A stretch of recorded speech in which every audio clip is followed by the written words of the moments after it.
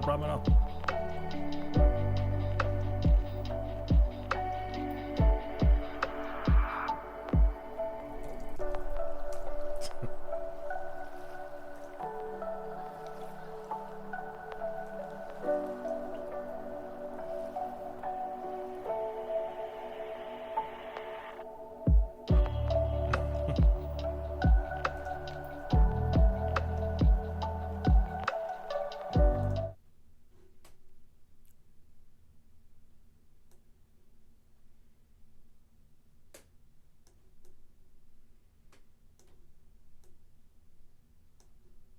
Now, the first topic of today's meeting is just going over a quick update, Ethereum due diligence.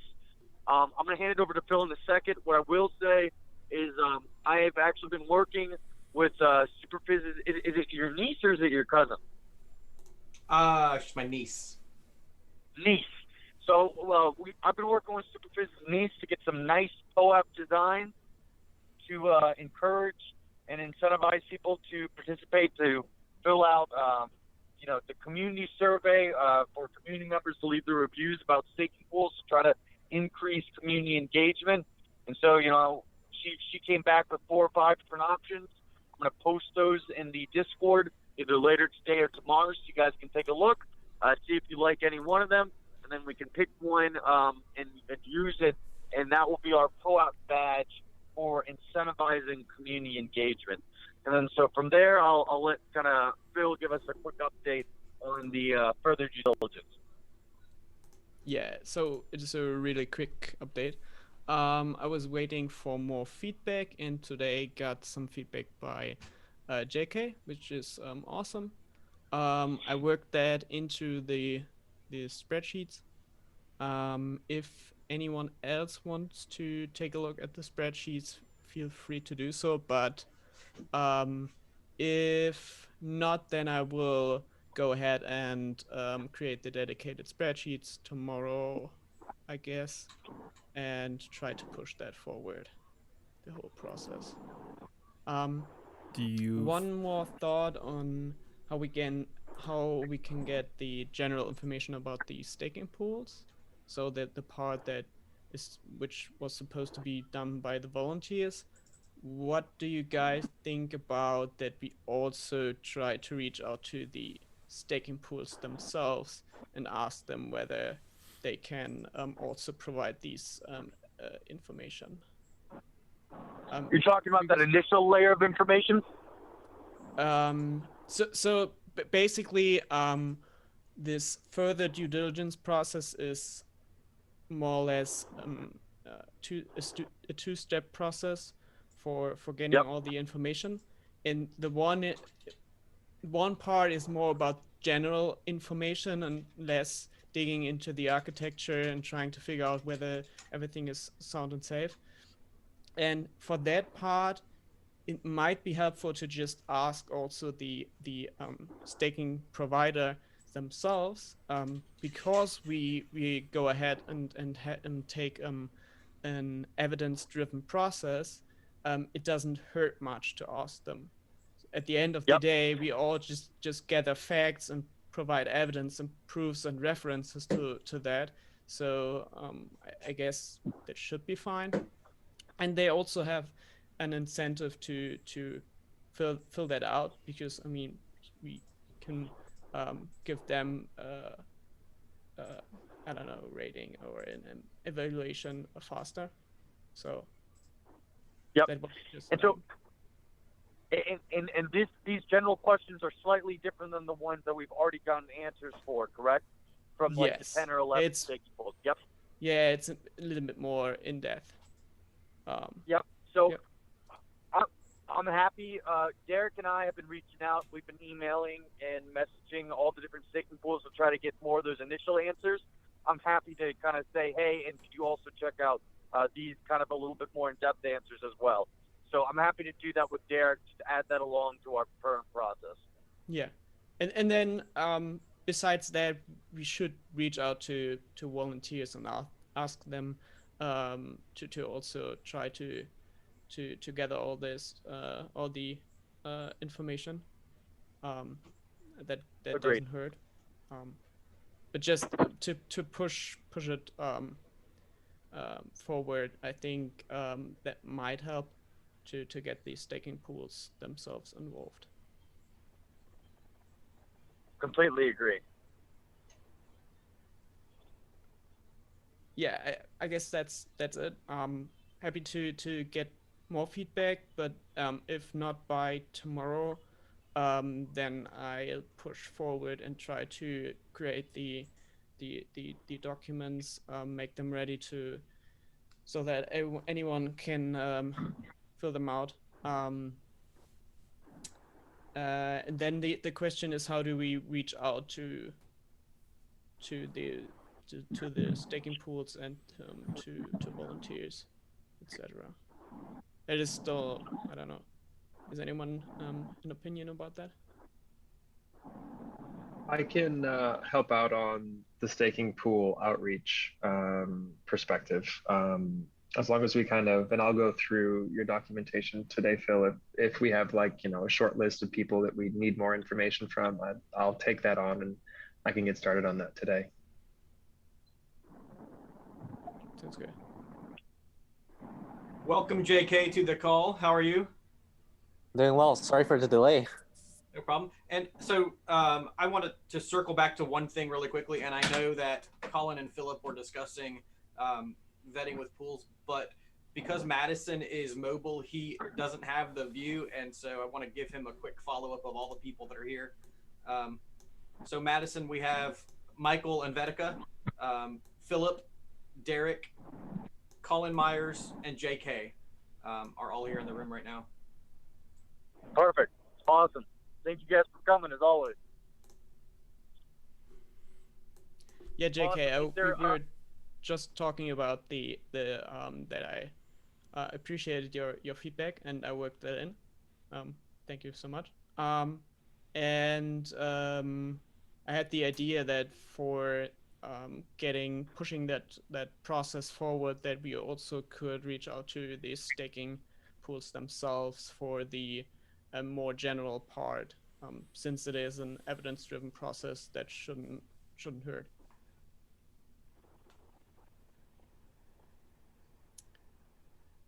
Really sorry, but my internet just like went berserk just for a second there, so I missed your entire thing. Sorry, can you say that again? Yeah, I appreciated Really sorry, your feedback. Thank you so much.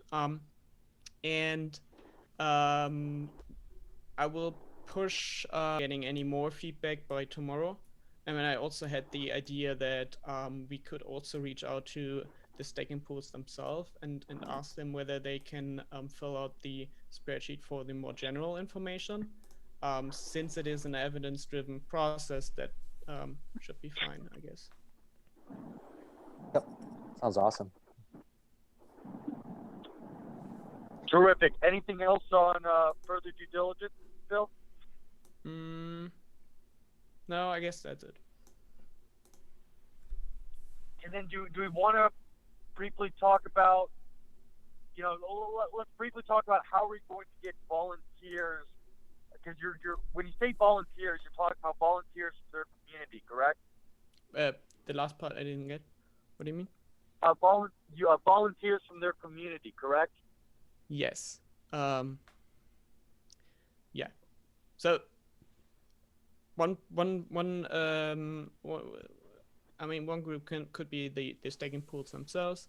Another group we can reach out to are folks from the ETH staker community, for example, the educator group. Yeah, and then we should just try to reach out to folks on all social media channels. I don't know who's in control of all those accounts and so on. I set up the Ethereum educators the ETH staker educators. So what I think would be a good idea, I can ask them for a representative, because there's no real leader there, but we can identify one person as a leader to then be a liaison between the EDDC and that group. So I think that will work well. Yeah, that's a good idea. And also, not only should we try to reach out to volunteers for gather the information, but also to try to get some feedback on the pools by existing users. So we should also try to reach out to them as well. I guess we can do so in the same post. Yeah, we can do it in the same manner. We could also post in their Discord channel saying, hey, any users want to comment on this, provide feedback, you can do so here. Yep. And then we could offer the POAP there as well, right? So we could say you can actually earn a POAP through providing your feedback. Yeah. Does it make sense to put that to just have a post also on the website? So to write it up, link to I don't know how we get them. How do we onboard those volunteers? But yeah, just to streamline this process on getting them on board. My only worry is if we put it on the website, people can definitely influence those like user reviews, right? That would be my only concern. I think it's still worth it to have it on the website to get the feedback. I'd rather have the feedback than not, and just run the risk of getting, someone posting, 10 different feedbacks, acting like they're 10 different people. But that's my opinion. I think that we do have a pretty interesting solution for this. Michael is getting really good at integrating POAP voting. And so that could be our Sybil resistance. And POAPs are fairly well vetted so that it would be very difficult to fake information with them. I totally agree with that. We shouldn't just put the links to the spreadsheets on the website. That's why I just said we need some kind of an onboarding process. Whether we use some kind of reputation or Sybil resistance mechanism with POAP or Bright ID or I don't know, or just go with Discord handles and see whether they're reputable users. It's fine for me. Yeah, I just don't know what the best process is. Kind of lost the thread on that one. I'm sorry. So what is it that we want to solicit volunteers for exactly? So just for the part where we try to reach out to the existing users, the question is how do we onboard them and how do we make sure that that not just that there aren't any spamming or trolls coming in and just providing bullshit feedback. Gotcha. Yeah, we can definitely. Yeah, I think that's a good idea. I'm almost thinking if there's no wrong solution, I don't think, and there's more than one way to do it. But I'm almost thinking if we can have some sort of sign up on the website to solicit volunteers just in general to help vet for that secondary. So after we do the initial evaluations of a staking pool to help you do like the real deep dive into the due diligence. And then we can also reach out to the respective staking pool subreddits and maybe solicit users there and say, look, we're, say it's block staking this week. We go to the block stake subreddit and their respective social media outlets, ask for users. Maybe we set up a private Discord chat room, kind of vet out who's a real user or not. I don't know what that looks like specifically, and then kind of go from there and maybe do some user interviews. Is that kind of what you're thinking? I don't know whether I don't know whether we want to do some user interviews, but I mean, I've created a Google form, which is just basic information about what was the past performance of the pool, were there any kind of incidents, and for more claims that are more subjective. I mean, we could use the ether as a way to gather feedback on the pools. I don't want to have this manual process I mean, there could be a lot of work if we just having user interviews for every pool. I mean, this has become a lot of work anyway. I don't know if we want to expand that on having additional work. My vote is to nix the user interviews. I do think that'll be too much work to handle. I think just having to fill out surveys or whatever, answering questions, however you want to frame it, I think that's just a lot easier. What I will say is I think we've agreed that we want some of this. I think we can have a discussion throughout the week in Discord about, how we actually solicit that feedback on the website. But I think we're definitely in agreement that we want to solicit that feedback via the website and have those users fill out forms. So what do you guys think? Because I want to make sure we get to the website and then any other items. What do you guys think about having a discussion in Discord this week for how that could be done exactly? And then next week saying this is how we're going to do it. What do you think about that approach? Sounds great. Yeah, sounds good. Seen a lot of thumbs up, Madison. I know you can't see that. Yeah. One thing. So, anything else on further due diligence, Phil? No, I guess that's it. Perfect. And then I wanted to make sure that everyone has seen Superfizz's time slot. I filled it out. I know other people have filled it out as well, but I just want to make sure everyone's seen it. We want to make this meeting time as conducive to everyone as possible. So we're filling out the timesheet in order to figure out what times work best for everyone. If you haven't filled it out, please fill it out. Is any update there? Because you had alluded to it a little bit earlier today in Discord. Yeah. So I was really looking for like a bifurcation where we would see, two groups that were kind of 12 hours apart. That was at least was my assumption, based on some people being, well, obviously just different time zones, but there is no real bifurcation. There's very much an ebb and flow, and so 4 p.m. UTC, which is 30 minutes from now. JK is looking at like so, and forgive me. So 9 out of 11 people were okay with the call time at 10 a.m.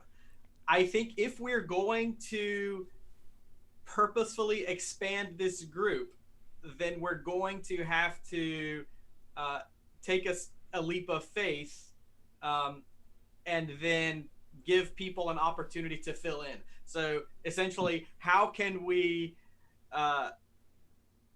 schedule a meeting time with people who can't be here, if that makes any sense? So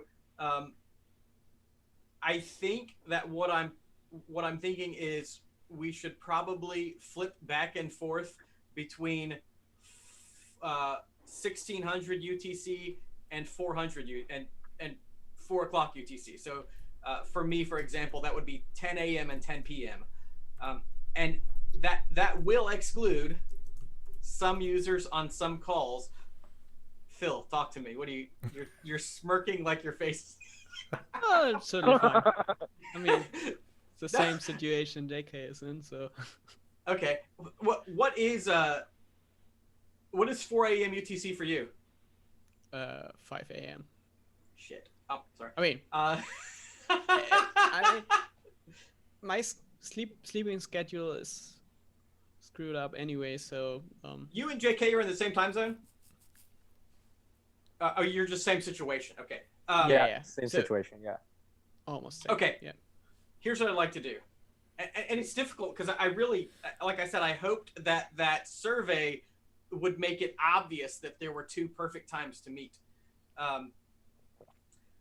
Philip and JK, if you two can coordinate and let the rest of the group know one time that works for you two, and that is because you all are already making,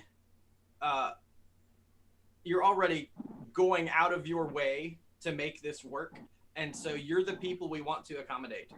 And so if you're willing to meet us now, then we need to be willing to meet you. So Philip and JK, if you two will come together, find a time that works for both of you, that will be our alternate time meeting, and we will flip back and forth. I'll make it very, very easy. I'm okay with, what was it? 4 p.m. UTC. Because yeah, I know, because like 1 a.m. that's like 1 a.m. my time, and I think 1 a.m. my time is much better than Phil's 5 a.m. Because I can't even remember when I was awake at 5 a.m. last. Yeah, it's as I kind of said, it's difficult.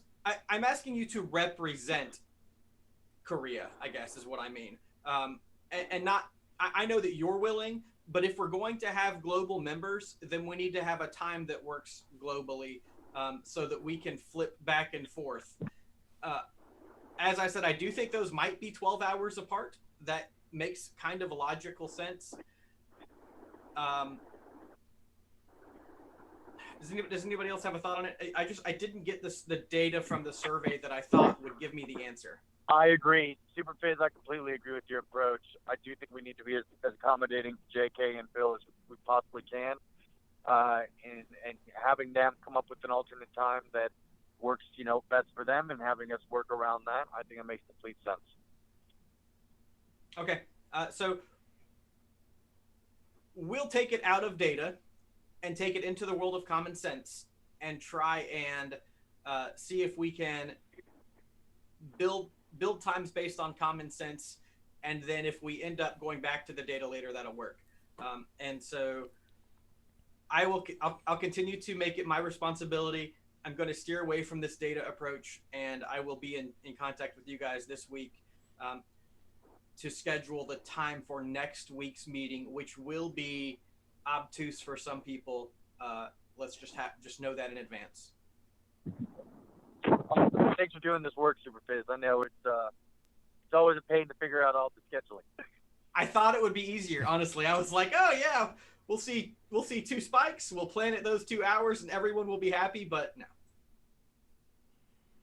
Yep.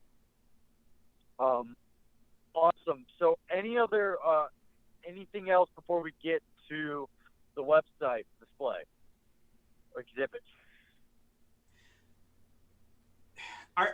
Are we the team? Is it the right time to talk about our regard for pools who are staked multiple times? I'm uncomfortable approaching the topic because I'm just not I'm a bridge builder, and I don't think that's contrary to bridge building, but we do need to acknowledge that some pools have been staked more than one, slashed multiple times. And what should our process for discussing that look like? Yeah, well, I think we agreed last week, and we have that information posted on the website. So let's start there. Like, we should keep track of all the slashing events that are tied to a staking pool, have information regarding those slashing events on that staking pool's page, or maybe a special section for, slashing events and listing. Well, however we do it, we agreed last to have it on the website. What else do people think we should do?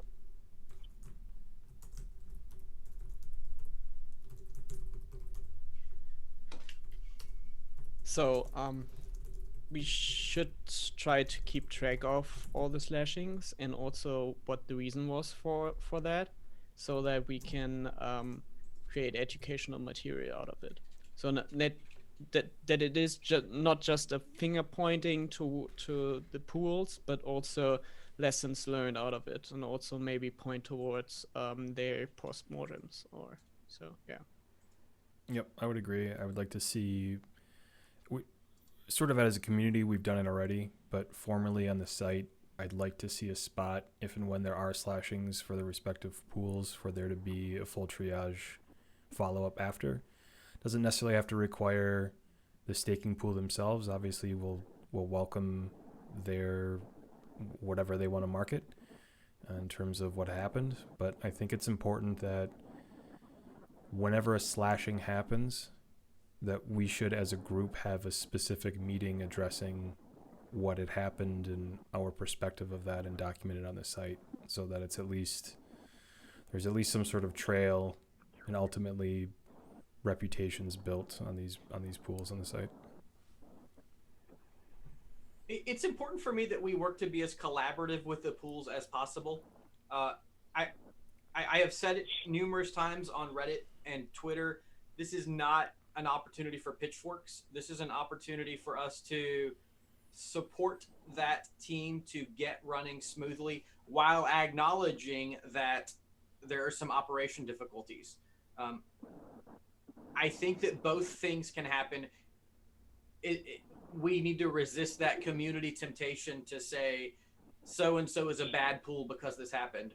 I think the approach is this happened, and we need to, as due diligence providers, we need to document it, but then also offer that pool an opportunity to talk to us about what they're doing to grow and change. That really benefits everyone.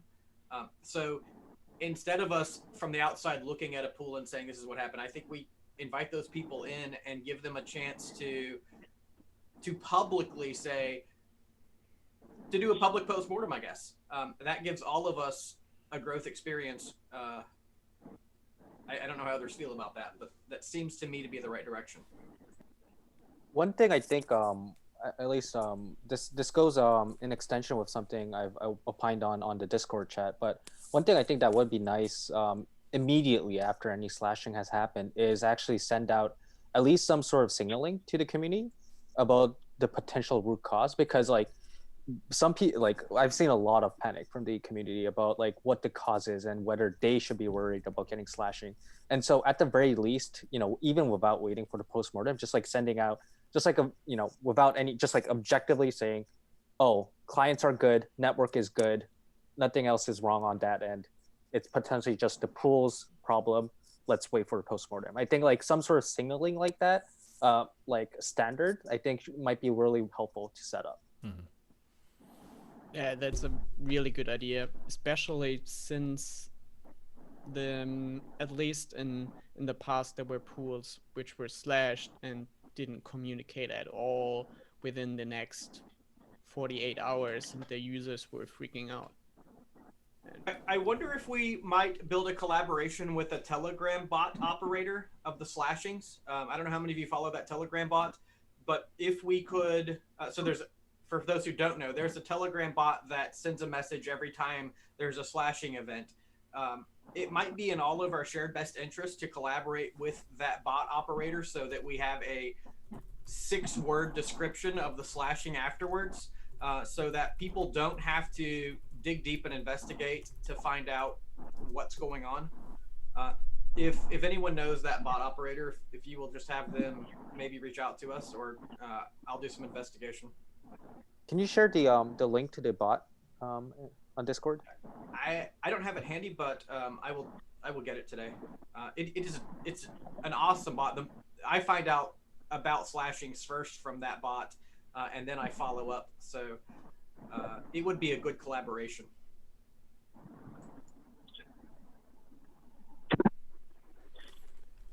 Yeah, I think that makes a lot of sense.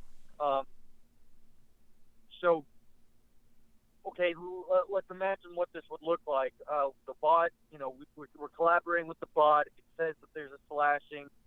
What information does the bot provide when it says there's a slashing? Just that there was a slashing, right? It's very minimal information. It's essentially, I believe it's 2 pieces of information. It is the index of the slash validator and the index of the validator that did the slashing. I believe that's all that it provides. And in some cases, in our recent slashings, it will be a page. I'm showing it'll be a page full of index numbers, which indicates there's been a massive slashing. It would be helpful, I believe, to everyone to just follow that up with X pool was slashed, misconfiguration is, or mitigation is in process, so that it gives everyone that, like JK said, especially the new users, the home stakers with maybe one or two validators, all begin to wonder if this has something to do with their setup. Are they at risk? And it's becoming a PR opportunity for us to reassure these home users that this is not something that's going to happen to them. Is it possible? Go ahead, JK. Sorry. Oh, I was going to quickly add: is it possible to get the client teams to also collaborate on this and give us a green light, yellow light, depending on what they're seeing on sort of their performance, and communicating whether or not there's any client level potential issues? I think a client dashboard would be great. It does give me the slight hesitation that there haven't been any client problems. I do think a client dashboard makes sense, but if you have a static page that never seems to change, then is it really a reference? So Amazon goes down twice a year, and so we know we need to go check that AWS down detector. But with the clients, if we haven't had a history of problems, I do know what we can do. We have the eStaker CC or the eStaker TV channel.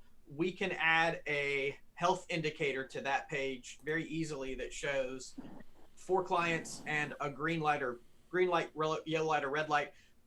And as we know, it will always likely show green light, but people are already driving to the page anyway. So it's not a single use page. It has wider value than that. I think it's that green light that's really important to really give the confidence to people to go to reference whenever they see slashing. Just know, no need to worry about the clients, basically. Yes, good. Do you have a note for that, Michael? Oh, great, good.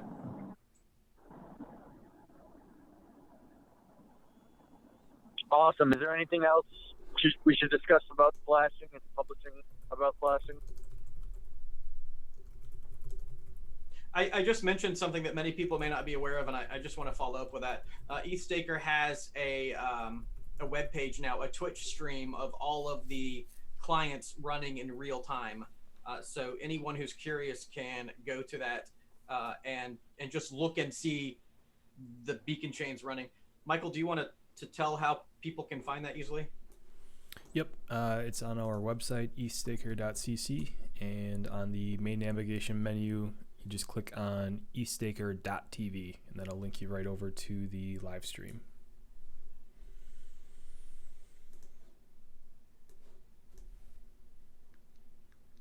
Awesome. Well, if you don't have anything else on Slash, let's move on to the website exhibit. So I think, Michael, this is you take it away. Yep.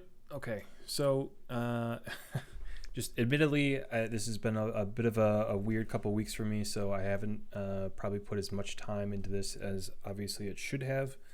That being said, I do have something to actually present today, so let me share my screen real quick and just provide some updates as to what's going on here. Make sure we're still recording.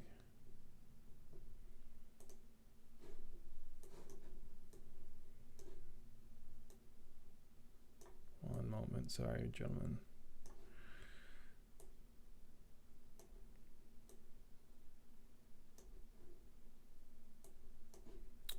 Okay, so most of this is not new. We've seen this part last time I sort of presented the layout of the website.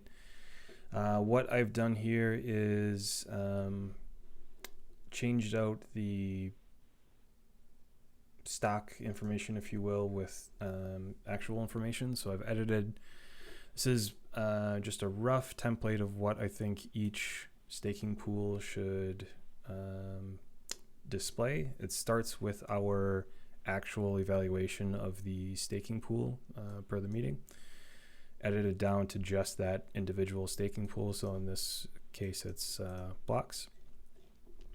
and it goes into the questionnaire that we initially provided them and gone over in the video, our questions and their answers.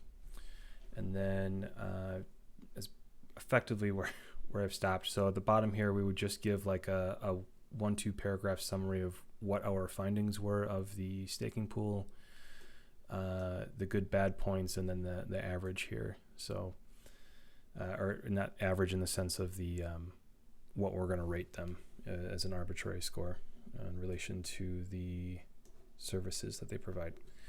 So obviously this is fairly bare bones, but what I'd like to expand on here is we will put the well, this is also where I'd like to open up for discussion to the group, but also Phil, this would be a good question for you as well, in terms of how you would like to see the additional due diligence displayed, and how we as a group think the information will be best parsed and digestible to new users.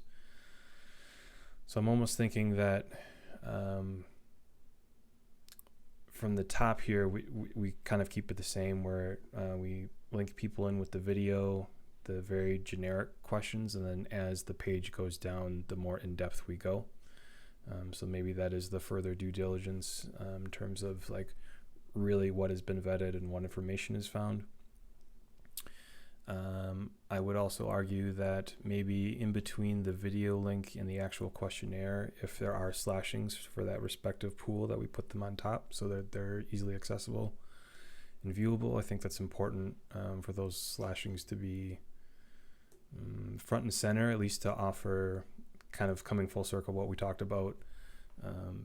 Yes, slashings are a very negative experience, so we want to make sure that the reasons for those slashings, whether technical or otherwise, are front and center as to reinforce whatever reputation that pool has. Additionally, we'll put our sort of company ethos up top here, and then obviously I'm thinking for the navigation on top, some sort of calls to action in terms of the soliciting others for help, or offering some sort of platform for pools in the future to contact us. So it's not always necessarily on us to proactively go out and search for pools. That's kind of what I'm thinking here. So that's really it. There's not too much here to kind of bite into. I will be, again, not to make excuses here, it has been busy, but that being said, the obligations that have kept me from putting time into this platform are past now. So this is the priority at the moment in terms of my work. So I will be focusing on that today and the rest of the week. But any initial feedback from the group at this point?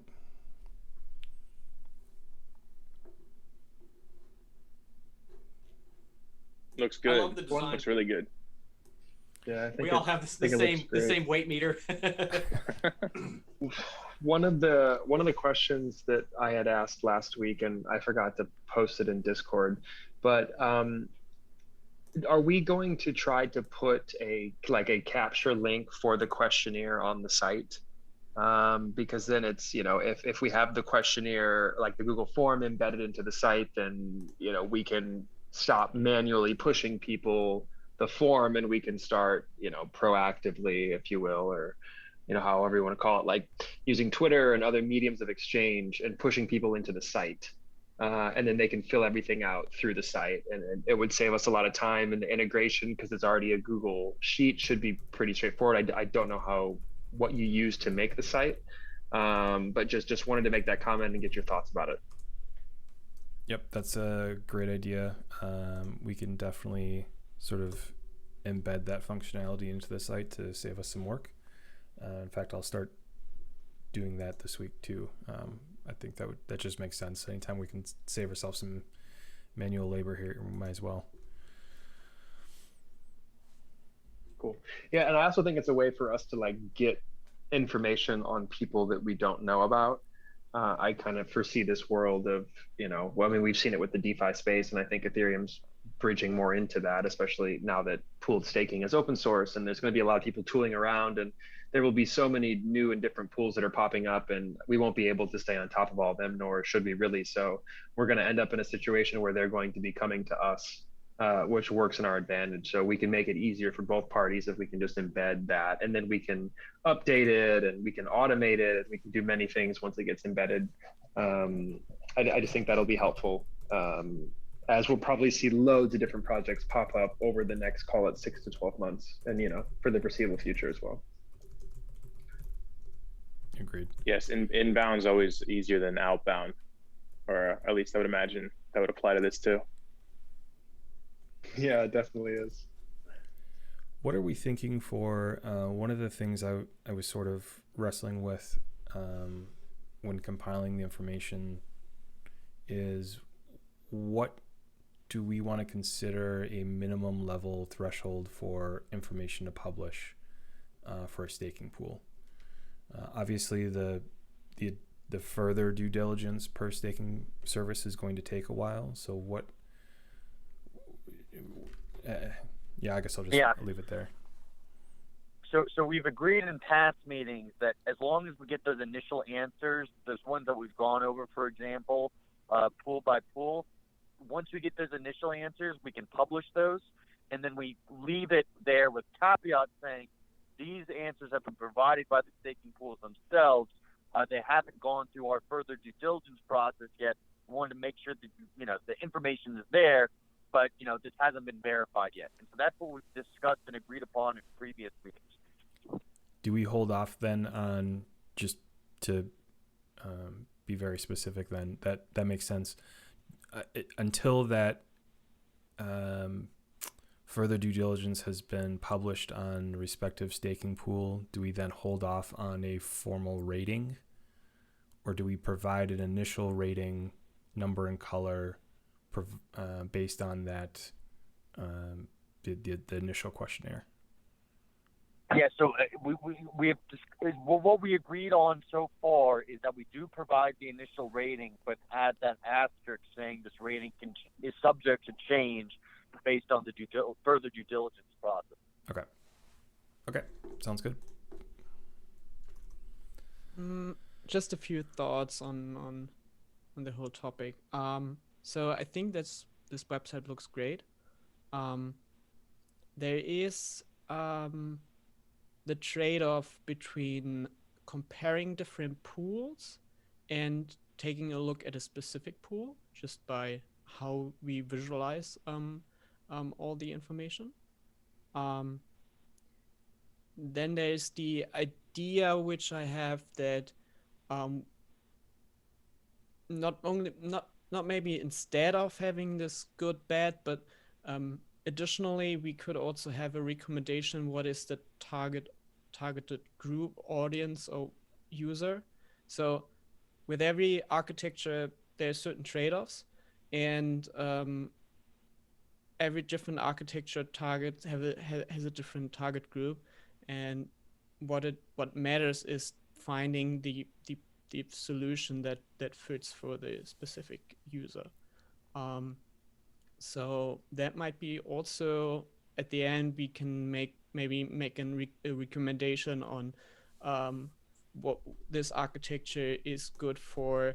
I don't know if Lido, I don't know how to pronounce it, is good for users that want to keep liquidity, but can live with certain trade-offs, like, I don't know, additional smart contract risk or whatever. And on the part regarding the rating, I think it is fairly possible to keep the same, how do you say, that we can expand on the current format, which is just based on the answers provided by the staking providers, and just expand on that, maybe link to, that would be ideal in my opinion, to a full report where all these different kind of aspects are in there, maybe a PDF, or maybe link to the to the Google spreadsheets, and then have a similar evaluation method on the further due diligence as we have with the current answers, so that we can just, as we get this further due diligence reportings in, that we can just update it and just make clear that this is work in progress for those evaluations which don't have currently this further due diligence process. Okay, sounds good.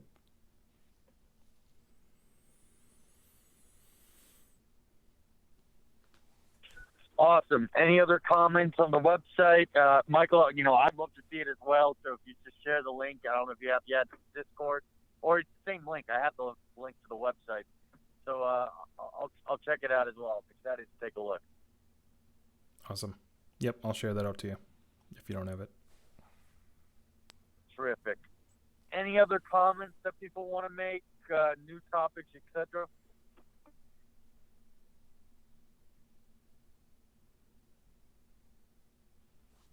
Awesome. I'll take the silence as a negative then.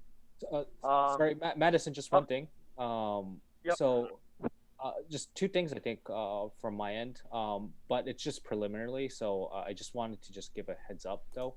One thing is, first is, so I don't know how many have seen this, but we've been working. So one of our teammates, Daniel Huang, has been working on decentralization transparency. And he's posted something around this, and he's been coordinated some initiatives around this behind the scenes right now. But one of the conclusions that he and I reached, he's reached, is that it'd be ideal for someone like EatStake or EDDC to like potentially host some of the data that comes out, data that's put together around it. And I don't know if this has been discussed before yet, but I just want to bring that out there, just to make sure that this is something we have been working on, but like I'll bring out more details as this transpires a bit more. But a follow-up to that is also we've been discussing with the EF around grants around this piece, but was thinking maybe if maybe if this transparency sort of dashboard, or whatever it will look like, if that gets hosted by EDDC or eStaker, maybe then also we could also ask for a grant to like help out with the hosting costs of it. But yeah, so just wanted to put that out there just to see whether or not, like, if you guys have any thoughts on it, if you guys are against it, or I don't know what the sentiment is. I appreciate you bringing this up. And actually, early on, we did say that our scope might extend, and probably will extend, beyond just staking, for example, and to look at things like decentralization across the ecosystem. So I think this does make complete sense. I would love for it to be a part of the EDDC, but I'm interested to hear what other members think.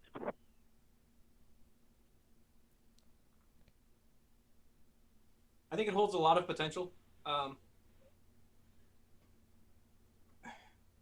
Daniel and I had a discussion about one of the data points that we weren't sure would fit, but in terms of an overall transparency, I think any information that we can host and distribute to the community is definitely going to be valuable.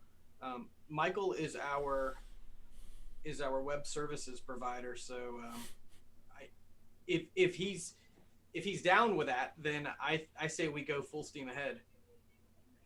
Yeah, I'm all for it. I mean, I think it's echoing, not saying anything new here, but I mean, just echoing what everyone else has said. I think the value is definitely there to share amongst the community, and we've got the tools, so we might as well use them. And I think let's get the information out there if we have it.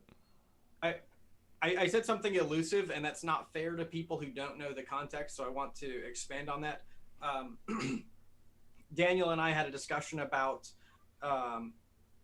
let me think just one moment about the right way to say this. To encourage all of the pools to identify themselves on chain, so that we could know through using graffiti. So know very quickly what their metrics are like, and so that we could know if there was an event, who to talk to about it. After talking about that for some time, the ultimate conclusion was that while it is something that we would like to encourage all of the pools to claim their block proposals, that it's not anything we want to pressure pools to do because of things like country jurisdictions, because of censorship, because of the need for plausible deniability to say for a pool operating under duress to be able to have that anonymity should they choose. And I think given the balance of those things, while we do want transparency, we do want to know the activities of pools, that privacy and resilience are a higher priority. And I wanted to say that because I alluded to it a few minutes ago, and what I don't want to do is kind of have like this background knowledge that I'm not sharing. Yeah, and I'm sorry if it was like sort of out of the blue, but yeah, he's been working on that behind the scenes a bit, and I guess I really wanted to like bring. I mean, we're trying to put together a better proposal around this so that like we could have a more productive discussion. But after concluding with him that like maybe it whoever hosts this, like while we were thinking about what he was thinking about who would host this, like he reached a natural conclusion that it just made sense for like an entity like eStaker or EDDC to host it. And so like that's why I just wanted to bring it up and just give you a heads up. Yeah, so number one, yes, I think it is an absolutely incredible idea. I do want to host it. The mistake that I made, in fact, I made it again just now, is focusing on one tiny drop in the sand when overall it is an absolutely incredible and welcome idea. So I want to make sure I'm seeing the forest and not the trees. And so yes, I do think a transparency report, a transparency, what are we calling it? A dashboard would be a very valuable addition, not just for the community, but also something that would legitimize all of our work. So yeah. JK, can you elaborate real quick on what kind of topics would be covered within such a report? Yeah, so so there is going to be a write-up that is being put into works. So Daniel has a few metrics that he's putting together with Elias Samos. He's with Bison Trails right now, but he's done some incredible work around. I mean, he's actually gotten the grant around. I believe the Mindasha data challenge.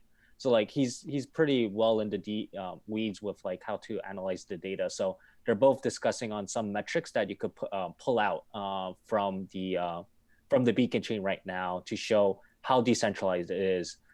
They're like talking about Nakamoto coefficient. They're also talking about like there's a few metrics he mentioned, but you know I don't want to you know mistakenly put out something out there that's not relevant. But definitely we'll have more concrete sort of materials out in this week or next. Good.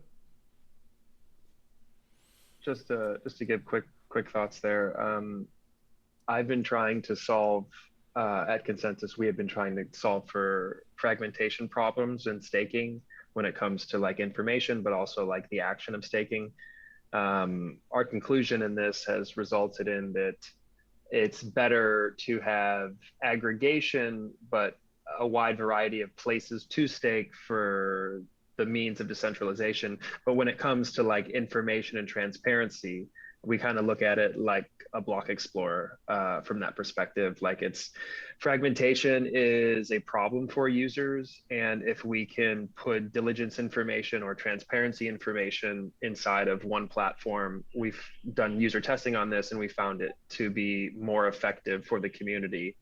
So it's kind of a trade-off of like, you know, like removing fragmentation and the action of staking while trying to not create centralization. It's too early for that. But when it comes to information sharing, decreasing fragmentation is something that we found to benefit decentralization. So I think that's a really good idea.